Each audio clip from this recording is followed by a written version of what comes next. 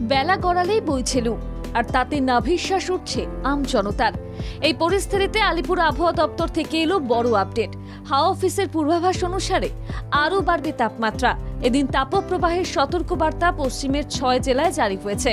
আপাতত নেই বৃষ্টির সম্ভাবনা।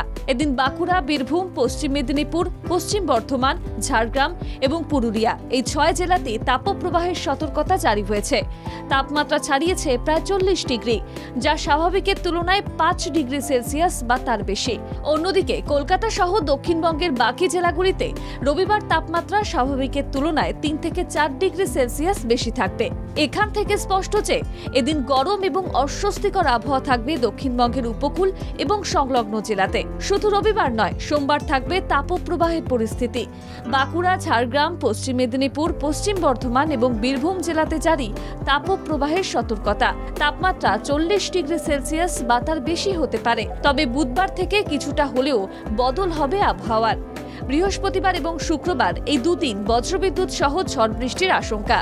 বজ্রবিদ্যুৎ সহ হালকা থেকে মাঝারি বৃষ্টি বিক্ষিপ্তভাবে হতে পারে দক্ষিণবঙ্গের সব জেলাতে। সঙ্গে কোথাও কোথাও 30 থেকে 40 কিলোমিটার বেগে দমকা হাওয়াও বইতে পারে বিক্ষিপ্তভাবে। অন্যদিকে উত্তরবঙ্গে রবিবার রয়েছে বৃষ্টির পূর্বাভাস। দার্জিলিং, কালিম্পং এবং আলিপুরদুয়ার জেলায় রয়েছে বজ্রবিদ্যুৎ সহ বৃষ্টিপাতের সম্ভাবনা। সোমবার থেকে নতুন সপ্তাহে শুষ্ক আবহাওয়া উত্তরবঙ্গে।